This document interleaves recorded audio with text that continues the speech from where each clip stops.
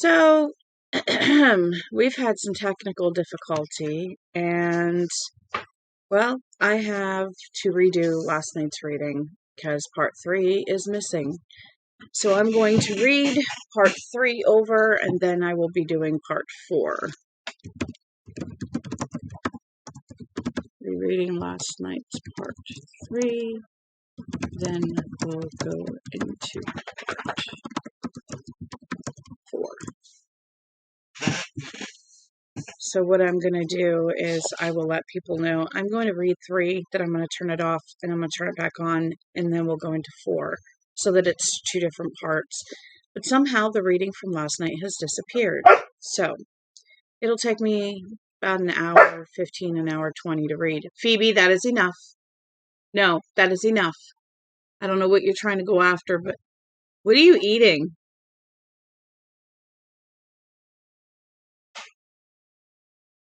Wait, is that the blind open? Oh, goodness gracious. All right, so if you were here for last night, you're more than welcome to stay. And if you'd like to wait until, part 4, it's up to you. But yeah, I'm quite disappointed that it has disappeared. I went to edit it and it's gone. So we are with Gordy at his house, chapter 9, or part 9, whatever these are.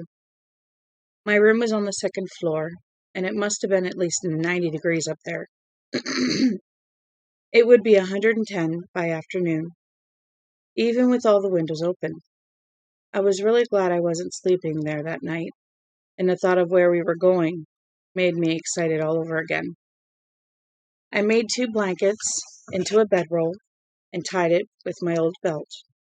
I collected all my money, which was 68 cents. Then I was ready to go. Now this is the 1960s, so 68 cents is a lot. I went down the stairs to avoid meeting my dad in front of the house, but I hadn't needed to worry. He was still out in the garden with the hose, making useless rainbows in the air and looking through them.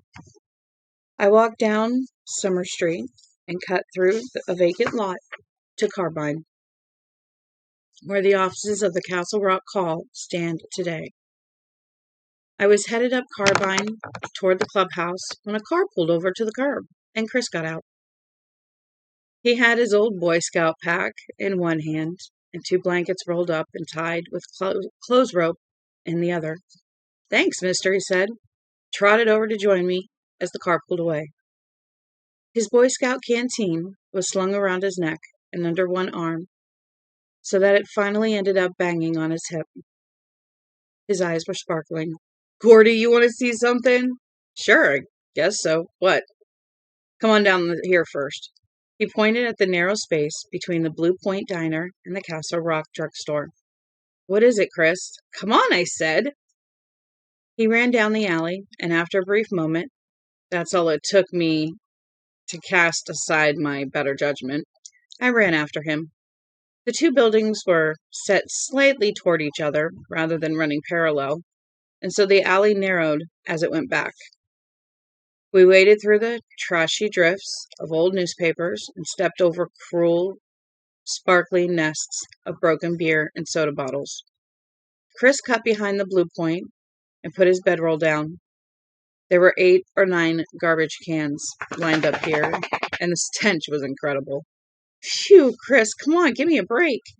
"Give me your arm," Chris said by rote. "No, sincerely, I want to throw—" The words broke off in my mouth, and I forgot all about the smelly garbage cans. Chris had unslung his pack and opened it and reached inside. Now he was holding out a huge pistol with dark wood grips. "You want to be the Lone Ranger or the Cisco Kid?" Chris asked, grinning. "Walking, talking Jesus, where'd you get that?" "Hucked it out of my dad's bureau. It's a .45. "Yeah, I can see that," I said, although it could have been a .38 or a .357 for all I knew. In spite of all the John D. McDonalds and Ed McBains I'd read, the only pistol I'd ever seen up close was the one Constable Bannerman carried, And although all the kids asked him to take it out of its holster, Bannerman never would.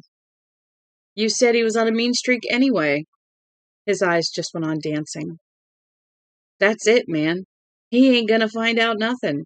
Him and these other rummies are all laid up in Harrison with 6 or 8 bottles of wine.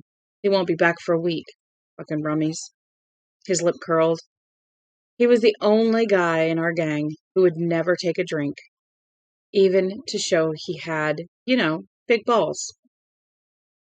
He said he wasn't going to grow up to be a fucking tosspot like his old man. And he told me once privately, this was after the Spain twins showed up with 6-pack they'd hawked from their old man, and everyone teased Chris because he wouldn't take a beer or even a swallow, that he was scared to drink. He said his father never got his nose all the way out of the bottle anymore, and that his older brother, had been drunk out of his tits when he'd raped that girl, and that Eyeball was always guzzling Purple Jesus with Ace Merrow and Charlie Hogan and Billy Tessio. What, he asked me, did I think his chances of letting go of that bottle would be once he picked it up? Maybe you think that's funny, a 12-year-old worrying that he might be an incipient alcoholic, but it wasn't funny to Chris, not at all. He'd thought about the possibility a lot. He'd had occasion to. You got shells for it? 9 of them. All that was left in the box. He'll think he used them himself shooting at cans while he was drunk. Is it loaded? No! Christ's sake, what do you think I am? I finally took the gun. I liked the heavy way it sat there in my hand.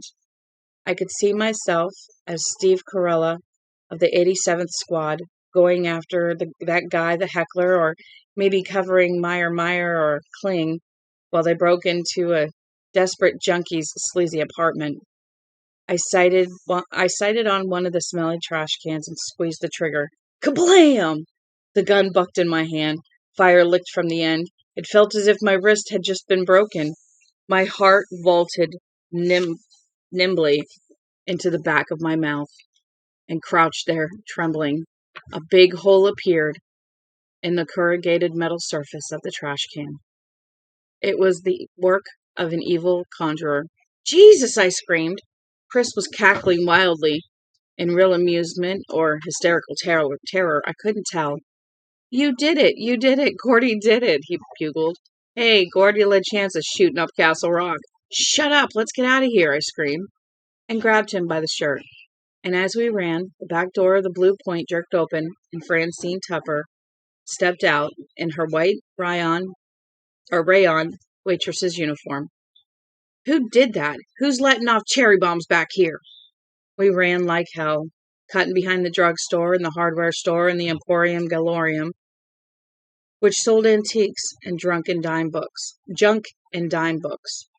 We climbed a fence, spiking our palms with splinters, and finally came out on Curran Street.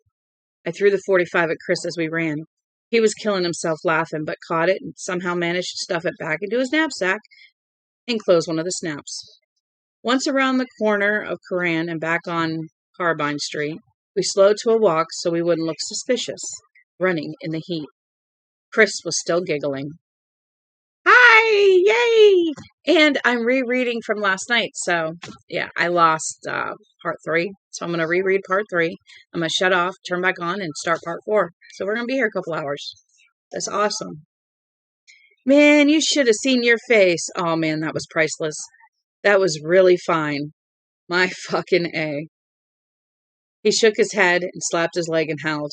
You knew it was loaded, didn't you? You wet. I'm gonna be in trouble. That Tupper babe saw me. Shit, she thought it was a firecracker. Besides, old Thunderjugs Tupper can't see past the end of her nose. You know that. Thinks wearing glasses will spoil her pretty face. He put one palm against the small of his back and bumped his hips and got laughing again. Well, I don't care. That was a mean trick, Chris, really. Come on, Gordy. He put a hand on my shoulder. I didn't know it was loaded. Honest to God. I swear on my mother's name. I just took it out of my dad's bureau. He always unloads it. He must have been really drunk when he put it away the last time. You really didn't load it? No, sir. You swear it on your mother's name, even if she goes to hell for you telling a lie. I swear. He crossed himself and spit. His face was open and repentant as a choir boy's. But when we turned into a vacant lot where our treehouse was and saw Vern and Teddy sitting on their bedrolls waiting for us, he started to laugh again. He told them the whole story, and after everybody had their yucks, Teddy asked him what Chris thought they needed a pistol for. Nothing, Chris said, except we might see a bear or something like that. Besides, it's spooky sleeping out at night in the woods. Everybody nodded at that. Chris was the biggest, toughest guy in our gang, and he could always get away with saying things like that. Teddy, on the other hand, would have gotten his ass ragged off if he had even hinted he was afraid of the dark. Did you set your tent up in the field? Teddy asked Fern. Yeah, and I put 2 turned-on flashlights in it, so it'll look like we're there after dark. Holy shit, I said, and clapped Vern on the back.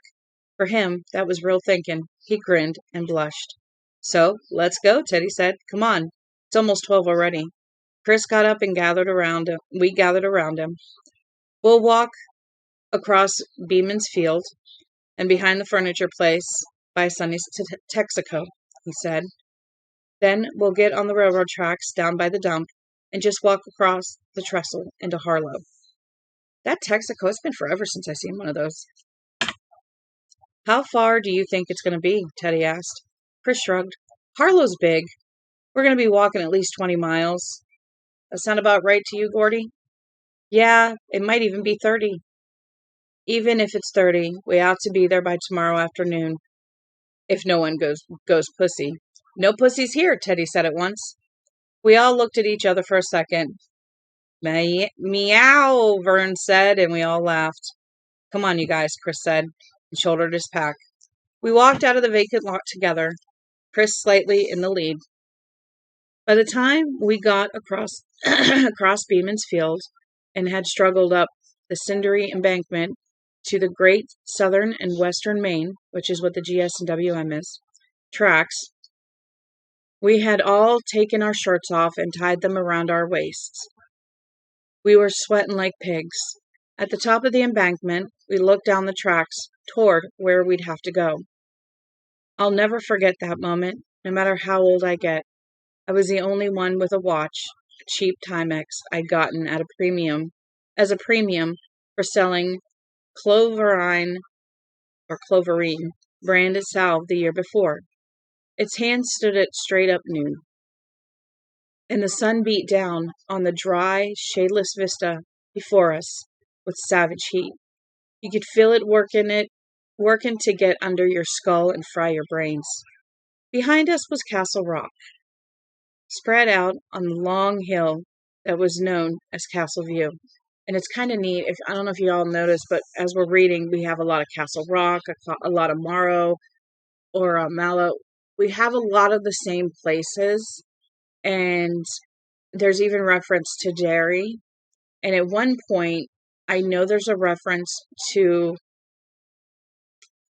a boy in the rain in a yellow rain jacket walking down the sidewalk. And it really reminded me of, and I can't remember what book it was, but there was a reference to it in one of the books that we read. And it's really funny because that reminds me of Georgie from It. So there's a lot of cross references, and it's really neat. Surrounding its green and shady common, further down Castle River, you could see the stacks of the woolen mill spewing smoke into a sky the color of gunmetal and spewing waste into the water. The Jolly Furniture Barn was on our left, and straight ahead of us the railroad tracks, bright and heliographing in the sun. They paralleled the Castle River, which was on our left. To our right was a lot of overgrown scrubland. There's a motorcycle track there today. They have scrambles every Sunday afternoon at 2 p.m. An old abandoned water tower stood on the horizon, rusty and somehow scary. Water towers are always scary, I think. We stood there for that one noontime moment, and then Chris said impatiently, "Come on, let's get going." We walked beside the tracks, in the cinders, kicking up little puffs of blackish dust at every step. Our socks and sneakers were so gritty with it. Vern started singing "Roll Me Over in the Clover," but soon quit it, which was a break for our ears. Only Teddy and Chris had brought canteens, and we were all hitting them pretty hard. "We could fill the canteens again at the dump faucet," I said. "My dad told me that's a safe well. It's 190 feet deep." "Okay," Chris said, being the tough platoon leader.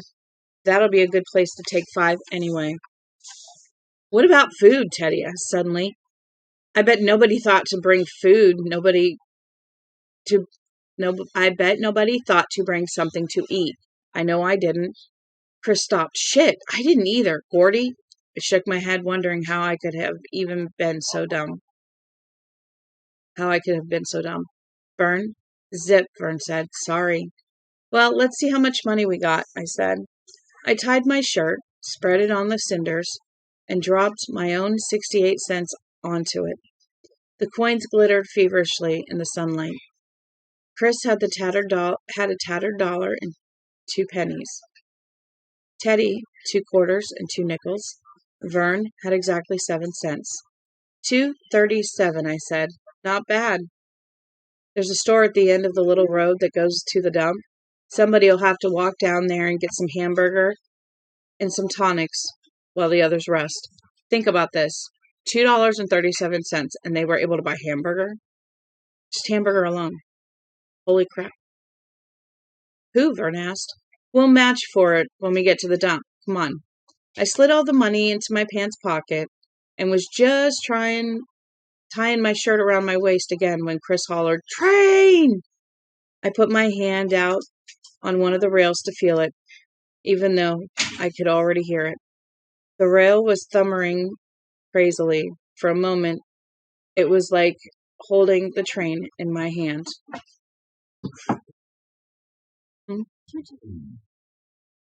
Somebody said they were upstairs. Somebody said they were down here. I have no idea where they went.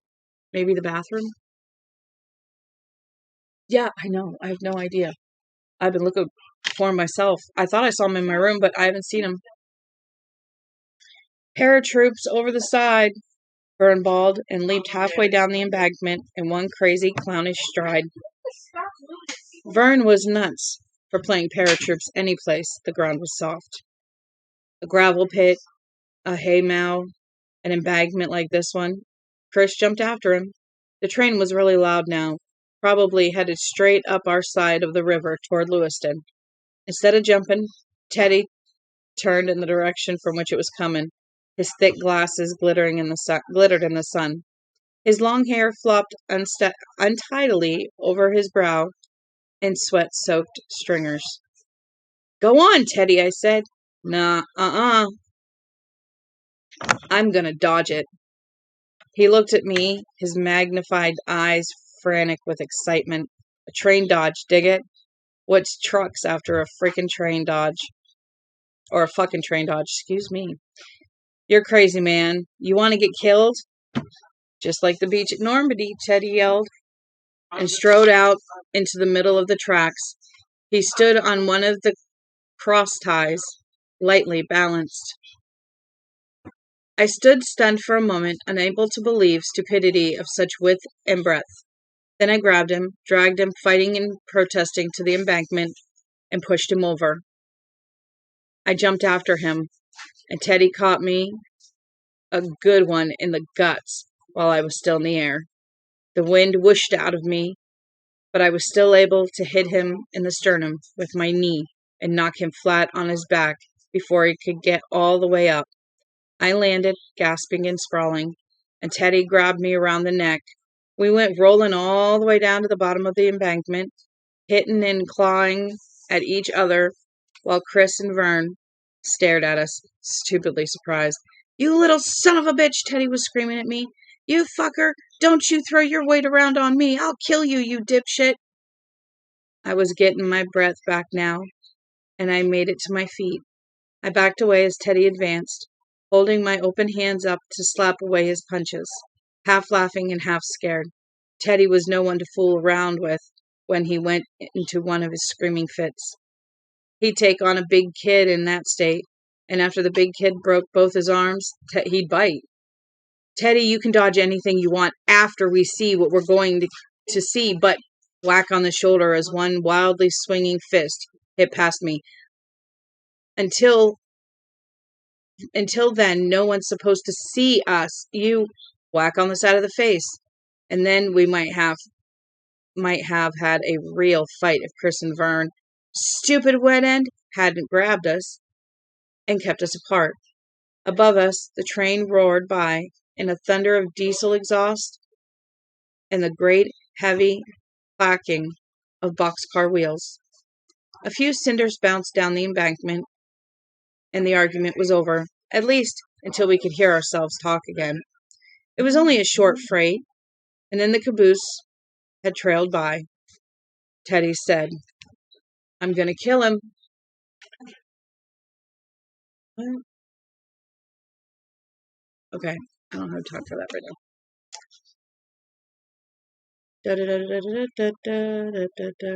Teddy said, "I'm going to kill him. At least give him a fat lip." He struggled against Chris, but Chris only grabbed him tighter. "Calm down, Teddy," Chris said quietly, and he kept saying it until Teddy stopped struggling and just stood there, his glasses hanging askew, and his hearing aid cord dangling limply against his chest on its way down to the battery, which he had shoved into a pocket of his jeans. When he was completely still, Chris turned to me and said, "What the hell are you fighting with him about, Gordon?" "He wanted to dodge the train. I figured the engineer would see him and report it. They might send a cop out. Ah, he'd be too busy making chocolate in his drawers," Teddy said. But he didn't seem angry anymore. The storm had passed. "Bertie was just trying to do the right thing," Vern said. "Come on, peace. Peace, you guys," Chris agreed. "Yeah, okay," I said, and held out my hand, palm up. "Peace, Teddy?" "I could have dodged it," he said to me. "You know that, Gordy?" "Yeah," I said, although the thought turned me cold inside. "I know it." "Okay, peace then." "Skin it, man," Chris ordered, and let go of Teddy. Teddy slapped his hand down on mine, hard enough to sting, and then turned it over, and I slapped his. "Fucking pussy chance," Teddy said. "Meow," I said. "Come on, you guys," Vern said. "Let's go, okay? Go anywhere you want, but don't go here," Chris said solemnly, and Vern drew back as if to hit him. We got to the dump about 1:30, and Vern led the way to the embankment with a paratroopers over the side. We went to the bottom in big jumps and leaped over the brackish trickle of water oozing listlessly out of the culvert, which poked out of the cinders. Beyond this small boggy area was a sandy, trash-littered verge of the dump. There was a 6-foot security fence surrounding it. Every 20 feet, weather-faded signs were posted. They said, "Castle Rock Dump. Hours 4 to 8 p.m. Closed Mondays. Trespassing strictly forbidden." We climbed to the top of the fence, swung over, and jumped down. Teddy and Vern led the way toward the well, which you tapped with an old-fashioned pump, the kind from which you had to call the water with elbow grease. There was a Crisco can filled with water next to the pump handle, and the great sin was to forget to leave it filled for the next guy to come along. The iron handle stuck off at an angle, looking a one-winged bird that was trying to fly. It had once been green, but almost all of the paint had been rubbed off by the thousands of hands that had worked that handle since 1940. The dump is one of my strongest memories of Castle Rock. It always reminds me of the surrealist painters when I think of it.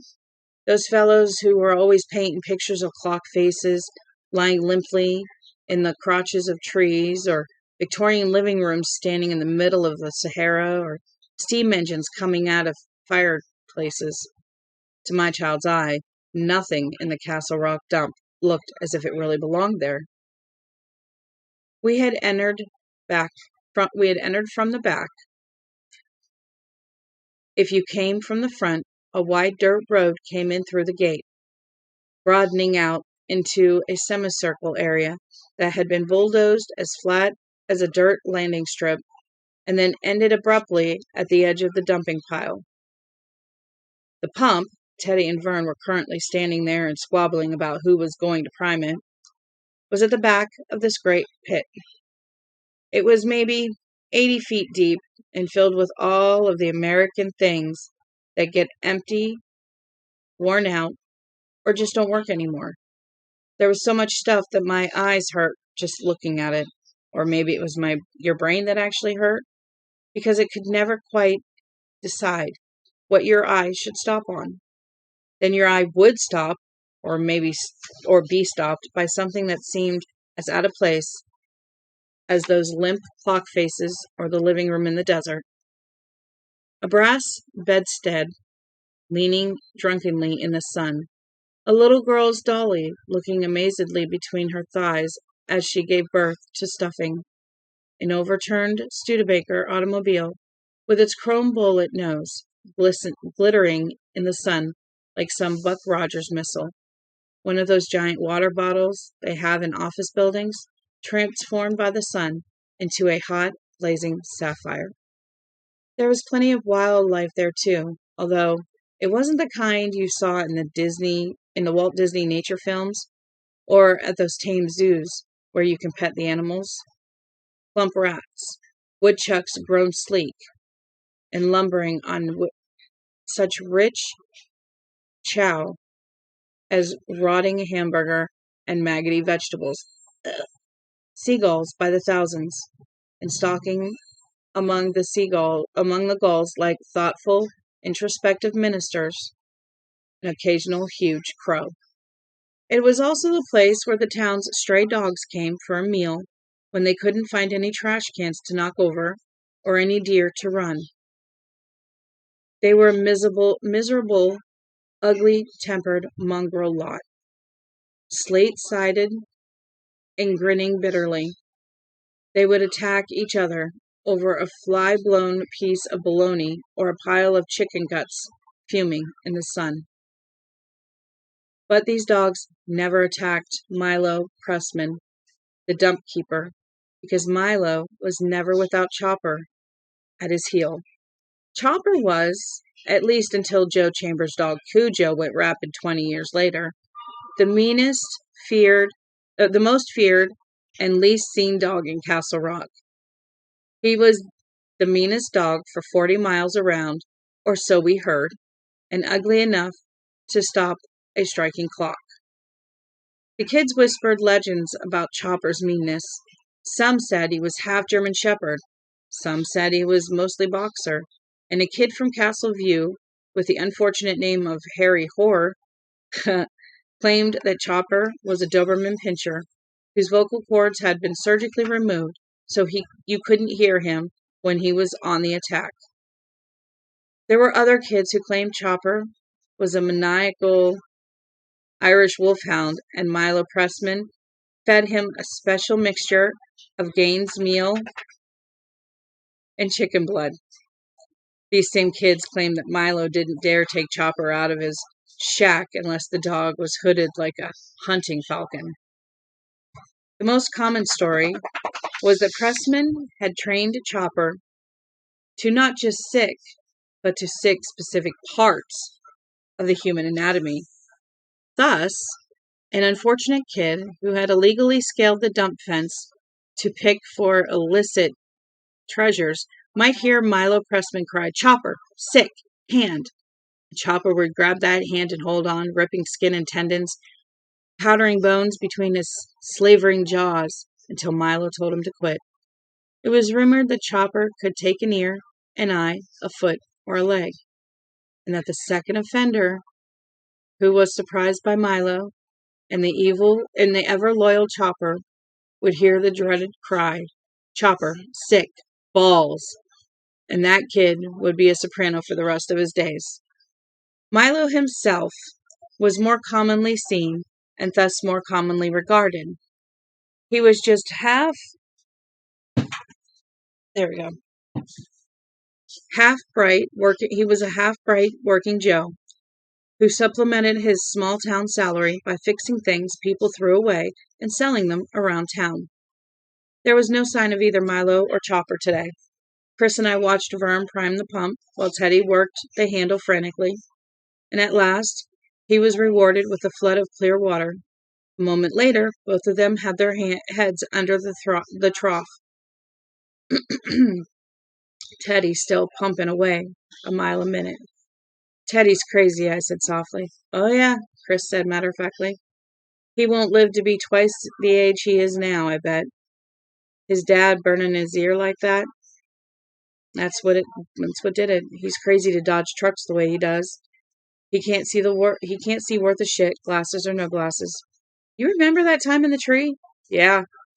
The year before, Teddy and Chris had been climbing a big pine tree behind my house. They were almost to the top, and Chris said they couldn't go any further because all of the branches up there were rotten. Teddy got that crazy, stubborn look on his face and said, "Fuck that." He had pine tar all over his hands, and he was going to go up until he could touch the top. Nothing Chris said could talk him out of it. So up he went, and he actually made it. He only weighed 75 pounds or so, remember? He stood there, clutching the top of the pine with one tar, gummy hand, shouting that he was the king of the world or some stupid thing like that. And then there was the sickening, rotted crack as the branch he was standing on gave way and he plummeted. What happened next was one of the things that make you sure there must be a God. Chris reached out, purely on reflex, and what he caught was a fistful of Teddy DeChamp's hair. And although his wrist swelled up fat, and he was unable to use his right hand very well for almost 2 weeks, Chris held him until Teddy, screaming and cursing, got his foot on a live branch thick enough to support his weight. Except for Chris's blind grab, he would have turned and crashed and smashed all the way to the foot of the tree, 120 feet below. When they got down, Chris was gray-faced and almost puking with the fear reaction.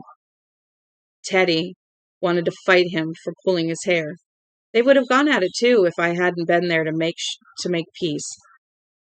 I dream about that every now and then, Chris said, and looked at me with strangely defenseless eyes. Except in this dream I always miss him. I just get a couple of hairs and Teddy screams and down he goes. Weird, huh? Weird, I agreed. For just one moment, we looked in each other's eyes and saw some of the true things that made us friends. Then we looked away again and watched Teddy and Vern throwing water at each other, screaming and laughing and calling each other pussies. Yeah, but you didn't miss him, I said. Chris Chambers never misses, am I right? Not even when the ladies leave the seat down, he said. He winked at me, formed an O with his thumb and forefinger, and spat a neat white bullet through it. Eat me raw, Chambers, I said. Throw a flavor straw, he said, and we grinned at each other. Vern yelled, "Come on and get your water before it runs back down the pipe." "Race you," Chris said. "In this heat? You're off your gourd." "Come on," he said, still grinning. "On my go." "Okay, go."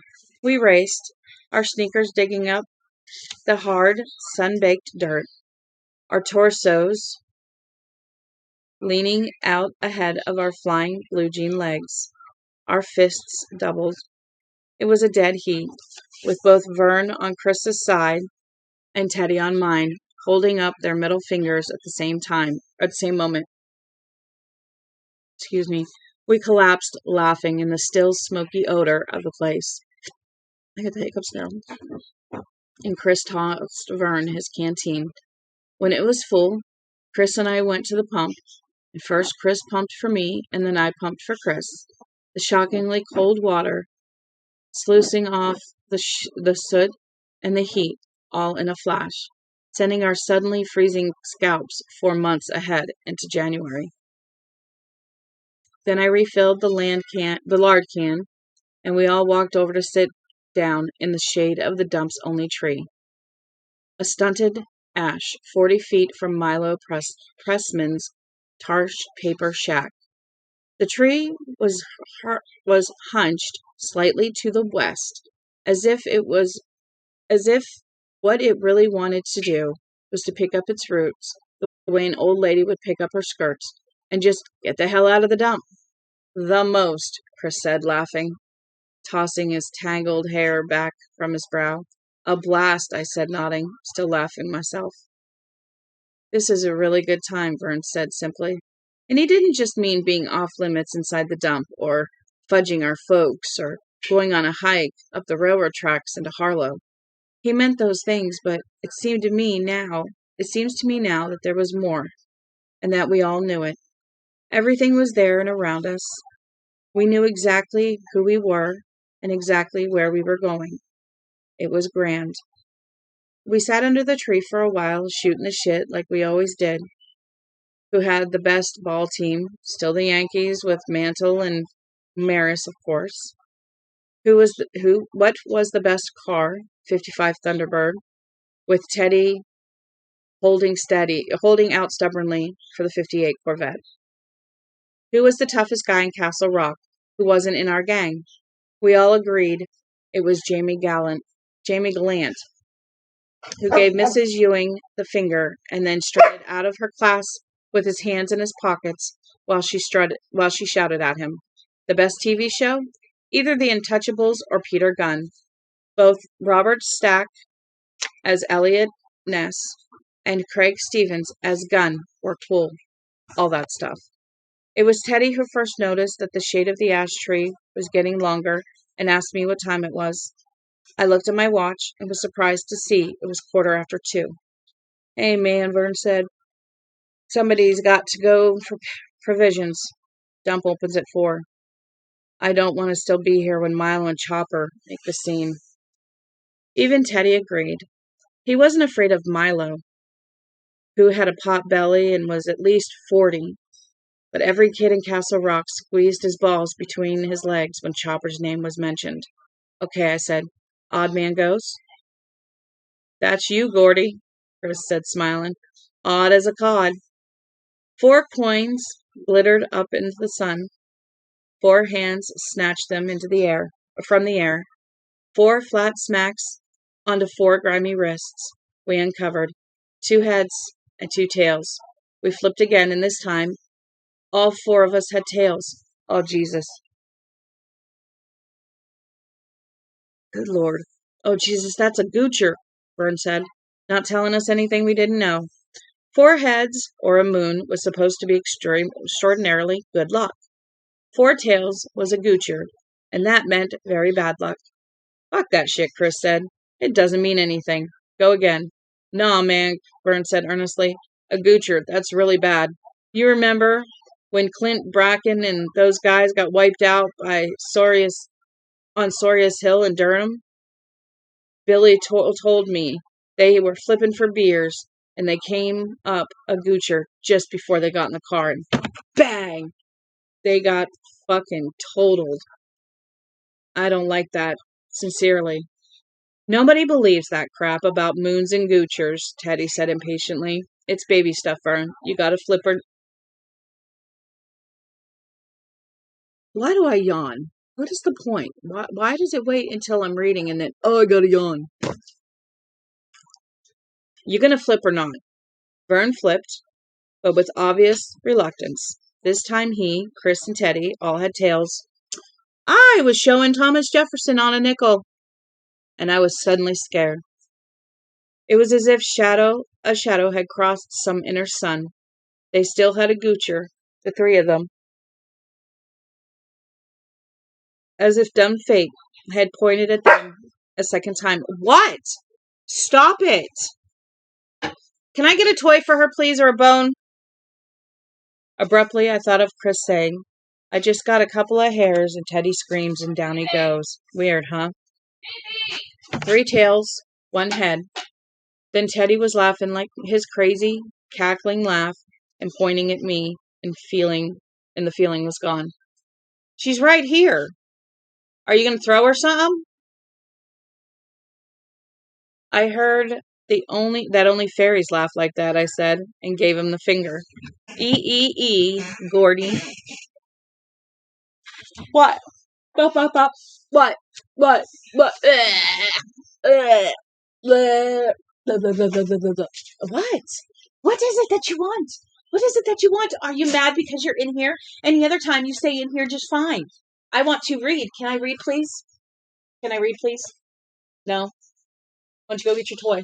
Where's your toy? Where's your toy? Where's your toy? Oh, fall season and allergies. Isn't it wonderful?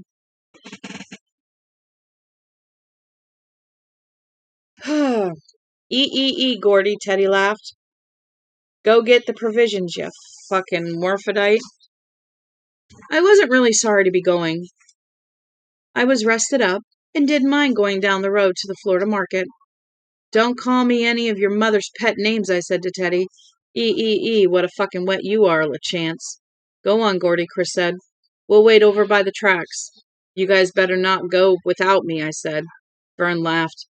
Going without you'd be like going to Slits instead of Budweiser's, Gordy. Going with Slits. I don't even know what Slits is. It's got to be a beer. Ah, shut up. They chanted together. I don't shut up, I grow up, and when I look at you, I throw up. Then your mother goes around the corner and licks it up, I said, and hauled ass out of there. That was one of the grossest sayings when we were kids. Giving them the finger over my shoulder as I went. I never had any friends later on like the ones I had when I was 12. Jesus, did you? Now,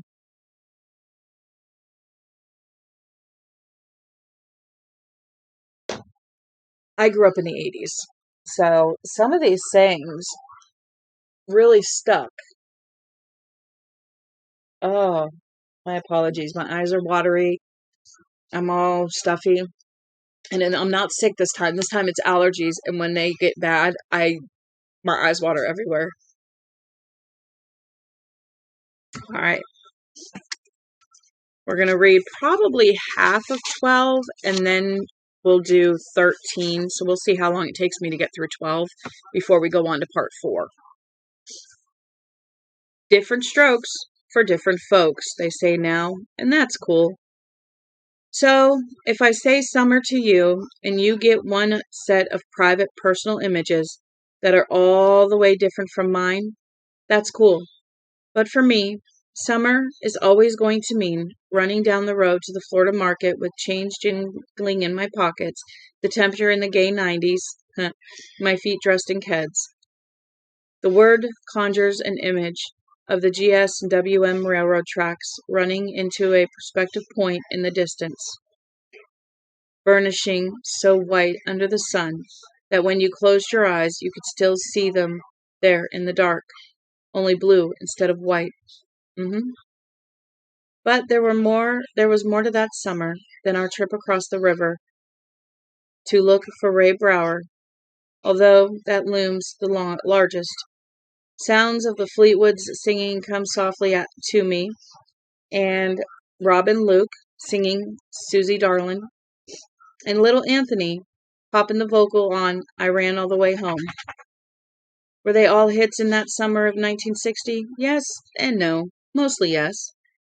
In the long purple evenings when rock and roll from WLAM blurred into night baseball from WCOU, time shifted.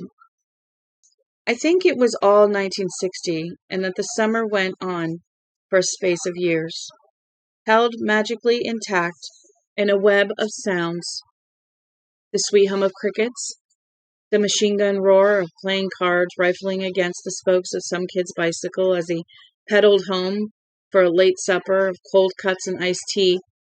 And in the 80s, they still did that. I haven't seen it lately, but I've seen it in the 90s too. The flat Texas voice of Buddy Knox singing Come along and be my party doll, and I'll make love to you, to you. And the baseball announcer's voice mingling with the song and with the smell of freshly cut grass. Counts 3 and 2 now. Whitney Ford leans over, shakes off the sign. Now he's got it. Ford pauses, pitches, and there it goes. Williams got all of that one. Kiss it goodbye. Red Sox lead 3-1. Was Ted Williams still playing for the Red Sox in 1960? You bet your ass he was. .316 for my man Ted. I remember that very clearly. Baseball had become important to me in the last couple of years, ever since I'd had to face the knowledge that baseball players were as much flesh and blood as I was.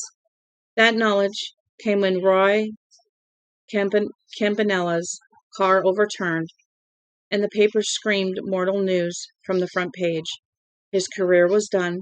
He was going to sit in a wheelchair for the rest of his life.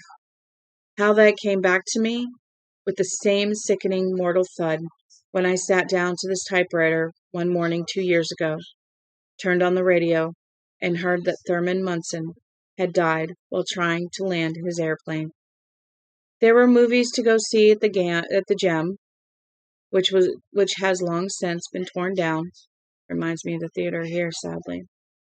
Science fiction movies like Gog with Richard Egan, and westerns with Audie Murphy. Teddy saw every Audie Murphy made at least 3 times. He believed Murphy was almost a god. And war movies with John Wayne.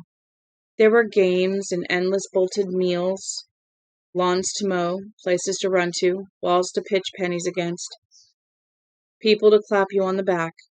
And now I sit here trying to look through an IBM keyboard and see that time, trying to recall the best and worst of that green and brown summer. And I can almost feel the skinny, scabbed boy still buried in this advancing body and hear those sounds. But the apotheosis of the memory and the time is Gordon LaChance running down the road to the Florida market with change in his pockets and sweat running down his back. I asked for 3 pounds of hamburger and got some hamburger rolls, 4 bottles of Coke, and a 2-cent churn key to open them with. The owner, a man named George Doucette, got the meat and then leaned by his cash register, one hammy hand planted on the counter by the big bottle of hard-cooked eggs, a toothpick in his mouth, his huge beer belly rolling his white t-shirt like a sail filled with good wind. He stood right there as I shopped, making sure I didn't hawk anything. He didn't say a word until he was weighing up the hamburger. I know you. You're Denny LaChance's brother, aren't you? The toothpick journeyed from one corner of his mouth to the other, as if on ball bearings. He reached behind the cash register, picked up a bottle of Soak S', cream soda, and chugged it. Yes, sir, but Denny, yeah, I know. That's a sad thing, kid. The Bible says, in the midst of life, we are in death. Did you know that? Yeah, I lost a brother in Korea. You look just like Denny. People ever tell you that? Yeah, spitting image. Yes, sir, sometimes, I said glumly. I remember the year he was all conference. Halfback, he played. Yeah, he could run. Father God and Sonny Jesus, you're probably too young to remember. He was looking over my head, out through the screen door and into the blasting heat, as if he were having a beautiful vision of my brother. Hey, behave. I remember, Mr. Doucette. What, kid? His eyes were still misty with memory, the toothpick trembling a little between his lips. Your thumb is on that scales. What? He looked down, astounded, to where the ball of his thumb was pressed firmly on the white enamel. If I hadn't moved away from him a little bit when he started talking about Dennis, the ground meat would have hidden it. Why, so it is. Yeah, I guess I was just got thinking about your brother. God love him. George Doucette signed a cross on himself. When he took his thumb off the scales, the needle sprang back 6 ounces. He patted a little more meat on top, and then did the package up with white butcher's paper. Okay, he said, past the toothpick. Let's see what we got here. 3 pounds of hamburger, that's $1.44. Hamburg rolls, that's 27. 4 sodas, 40 cents. 1 church key, 2 pence comes to. He added it up on the bag. On the bag, he was going to put the stuff in. 2.39. 13, I said. He looked up at me very slowly, frowning. Huh? 2.13. You added it wrong. He's right. Kid, You added it wrong, I said. First you put your thumb on the scales, and then you overcharged on the groceries, Mr. Doucette. I was going to throw some Hostess Twinkies on top of that order, but now I guess I won't. He sprang I sprang $2.13 down on the Schlitz placemat in front of him. He looked at the money, then at me. The frown was now tremendous, the lines on his face as deep as fissures. What are you, kid? He said in a low voice that was ominously confidential. Are you some kind of smartass? No, sir, I said. But you aren't going to jap me. Get away with it. What would your mother say if she knew you was japping little kids? He thrust our stuff into the bag with quick, stiff movements, making the Coke bottles clink together. He thrust the bag at me roughly, not caring if I dropped it and broke the sodas or not. His swarthy face was flushed and dull, the frown now frozen in place. Okay, kid, here you go. Now, what you do is you get the Christ out of my store. I see you in here again, I'm gonna throw you out. Me, yeah, smart-ass little son of a whore. I won't come back again, I said, walking over to the screen door and pushing it open. The hot afternoon buzzed solemnly along its appointed course outside, sounding green and brown and full of silent light. Neither will none of my friends. I guess I got 50 or so. Your brother wasn't no smart ass, George Doucette yelled. Fuck you, I yelled, and ran like hell down the road. I heard the screen door bang open like a gunshot, and his bull roar came after me. If you ever come here again, I'll fat your lip for you, you little punk. I ran until I was over the first hill, scared and laughing to myself. My heart beating out, a trip hammer pulse in my chest. Then I slowed to a fast walk. What the heck are you doing, little one? Yeah, they're playing with each other. Okay. To a fast walk, looking back over my shoulder every now and then to make sure he wasn't going to take after me in his car or anything. He didn't, and pretty soon I got to the dump gate. I put the bag inside my shirt, climbed the gate, and monkeyed down the other side. I was halfway across the dump when I saw something I didn't like. Milo Preston's Porthold 56 Buick was parked beside his tarched paper shack. If Milo saw me, I was going to be in a world of hurt. As yet, there was no sign of either him or the infamous chopper. But all at once, the chain-link fence at the back of the dump seemed very far away. I found myself wishing I'd gone around the outside. But I was now too far into the dump to want to turn around and go back. If Milo saw me climbing the dump fence, I'd probably be in Dutch when I got home. But that didn't scare me as much as Milo yelling for Chopper to sick would. Scary violin music started to play in my head. I kept putting one foot in front of the other, trying to look casual, trying to look as if I belonged here, with a paper grocery sack poking out of my shirt, heading for the fence between the dump and the railroad tracks. I was about 50 feet from the fence and just beginning to think that everything was going to be all right after all when I heard Milo shout, "Hey, hey you, kid! Get away that fucking fence. Get out of here." The smart thing to have done would have been to just agree with the guy and go around. But by then, I was so keyed that instead of doing the smart thing, I just broke off for the fence with a wild yell, my sneakers kicking up dust. Vern, Teddy, and Chris came out of the underbrush on the other side of the fence and stared anxiously through the chain link. "You come back here," Milo bawled. "Come back here or I'll sick my dog on you, goddammit." I did not exactly find that to be the voice of sanity and conciliation, and I ran even faster for the fence, my arms pumping, the brown grocery bag crackling against my skin. Teddy started to laugh his idiotic, chortling laugh, into the air, like some reed instrument being played by a lunatic. "Go, Gordy, go," Vern screamed, and Milo yelled, "Sick 'em, Chopper! Go get him, boy!" I threw the bag over the fence, and Vern elbowed Teddy out of the way to catch it.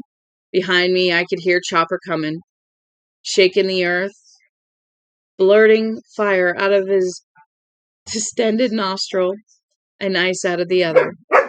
Out of one distended nostril and ice out of the other, dripping sulfur from his champing jaws.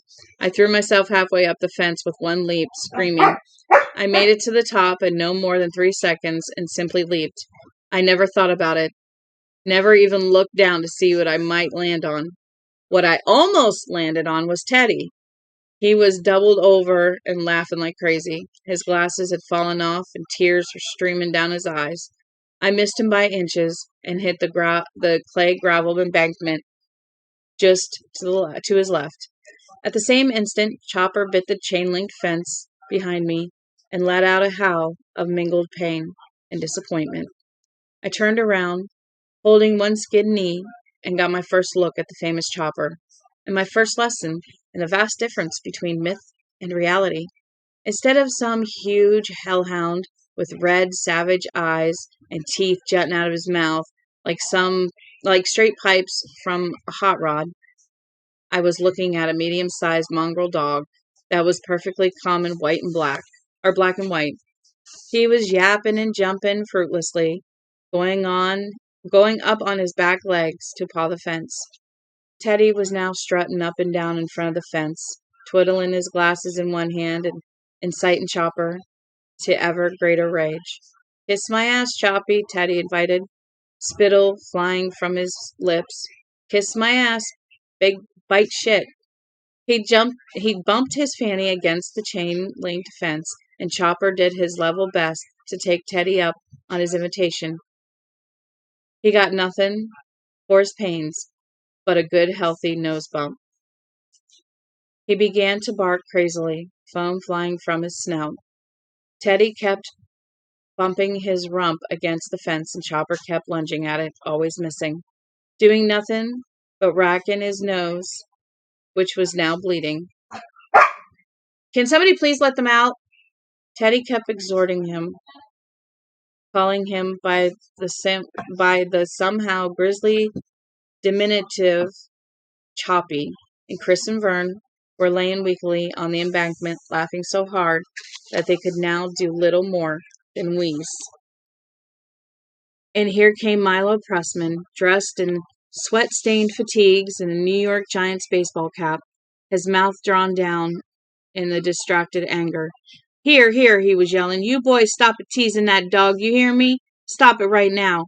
"Bite it, Choppy," Teddy yelled, strutting up and down on our side of the fence like a mad Prussian reviewing his troops.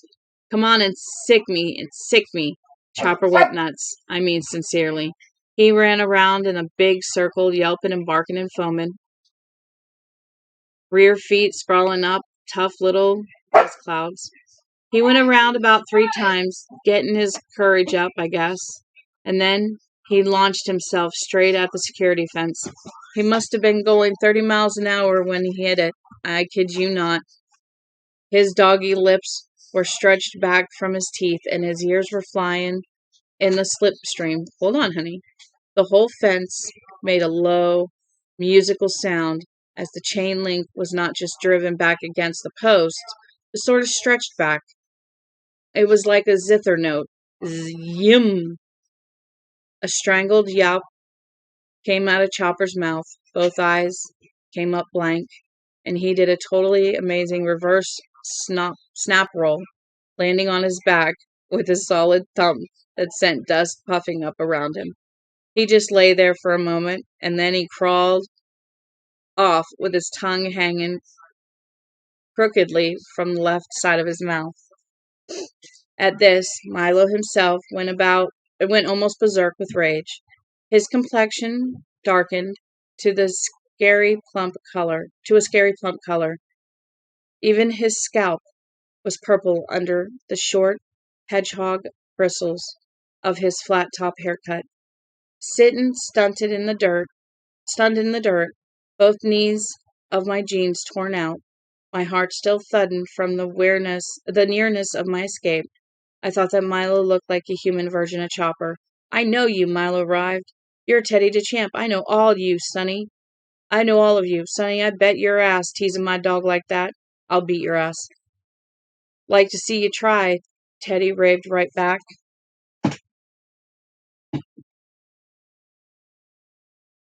Let's see you climb over the fence and get me, fat ass.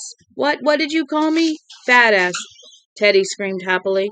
Lard bucket, tub of guts, come on. He was jumping up and down, fists clenched, sweat flying from his hair. Teach you to sick your stupid dog on people, come on. Like to see you try. You little tin weasel, Peckerwood, Looney's son. I'll see your mother gets an invitation to go down and talk to the judge in court about what you'd done to my dog. What did you call me? Teddy asked hoarsely. He had stopped jumping up and down. His eyes had gone huge and glassy, and his skin was the color of lead. Milo had called Teddy a lot of things, but he was able to go back and get the one that had struck home with no trouble at all. Since then, I have noticed again and again what a genius people have for that. For finding the loony button down inside and not just pressing it, but hammering on the fucker. Your dad was a loony, he said. Loony up in Togus, that's what. Crazier than a shithouse rat. Crazier in a bucket with tickwood fever. Nuttier in a long-tailed cat in a room full of rocking chairs. Loony. No wonder you're acting the way you are, with a loony for your mother blows dead rats, Teddy screamed. And if you call my dad a loony again, I'll fucking kill you, you cocksucker. Loony, Milo said smudgely. He found the button all right. Loony's kid, your father's got toys in the attic, kid. Tough break. Vern and Chris had been getting over their laughing fit, perhaps getting ready to appreciate the seriousness of the situation and call Teddy off. But when Teddy told Milo that his mother blew dead rats, they went back into hysterics again, lying there on the bank, rolling from side to side, their feet kicking, holding their bellies. No more, Chris said weakly. No more, please, no more. I swear to God, I'm gonna bust. Chopper was walking around in a large, dazed figure 8 behind Milo. He looked like the losing fighter about 10 seconds after a ref had ended the match and awarded the winner a TKO. Meanwhile, Teddy and Milo continued their discussion of Teddy's father, standing nose to nose. With the wire fence, Milo was too old and too fat to climb between them. Don't you say nothing else about my dad. My dad stormed the beach at Normandy, you fucking wet end. Yeah, well, where is he now, you ugly little four-eyed turd? He's up to Togus, ain't he? He's up to Togus because he went fucking Section 8. Okay, that's it, Teddy said. That's it. That's the end. I'm gonna kill you. He threw himself at the fence and started up. You come on and try it, you slimy little bastard. Milo stood back, grinning and waiting. No, I shouted. I got to my feet, grabbed Teddy by the loose seat of his jeans, and pulled him off the fence. We both staggered back and fell over, him on top. I squashed my balls pretty good and I groaned. Nothing hurts like having your balls squashed. You know it? But I kept my arms locked around Teddy's middle.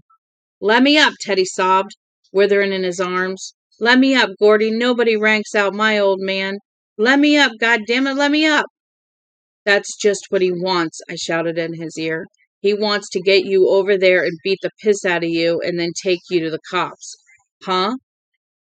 Teddy craned around to look at me, his face dazed. Never mind, you smart-mouthed kid. Never mind your smart-mouthed kid, Milo said, advancing to the fence again with his hands curled into ham-sized fists.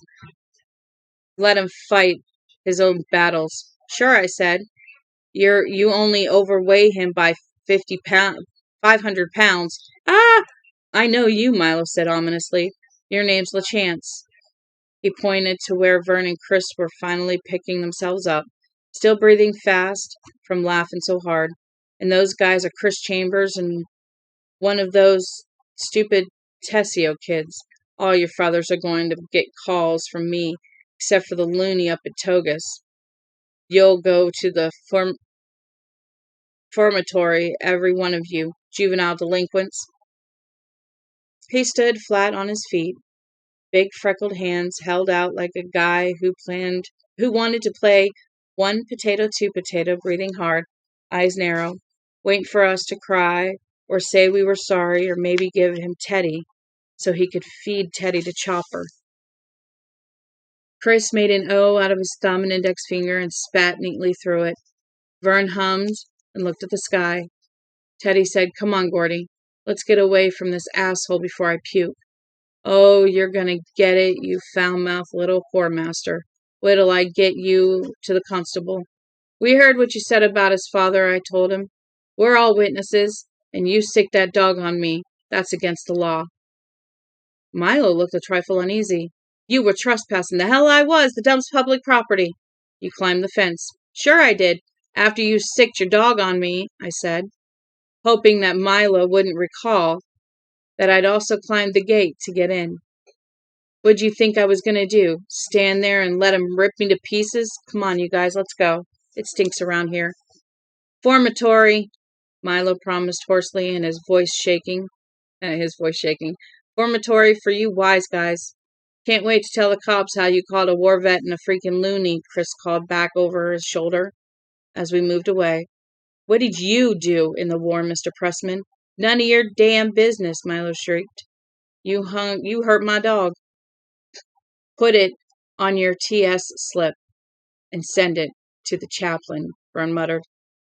And then we were climbing the railroad embankment again. Come back here, Milo shouted, but his voice was fainter now, and he seemed to be losing interest. Teddy shot him the finger as we walked away. I looked back over my shoulder when we got to the top of the embankment.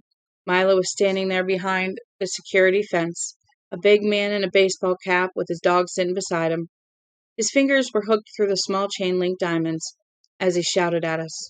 But all at once, I felt very sorry for him. He looked like the biggest third grader in the world, locked inside the playground by mistake, yelling for someone to come and let him out. He kept yelling for a while, and then he either gave up or we got out of range. No more was seen or heard of Milo Pressman or Chopper that day.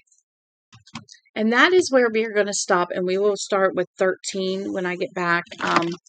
Give me 10 minutes, and I will be right back. But I'm going to shut this one off, and then I'm going to turn it back on, and 10 minutes. Now, you know what? I'll turn it on and put a be right back, like the starting soon, so you guys know I'm coming back. So give me just a minute, and I will be right back. So please don't go anywhere.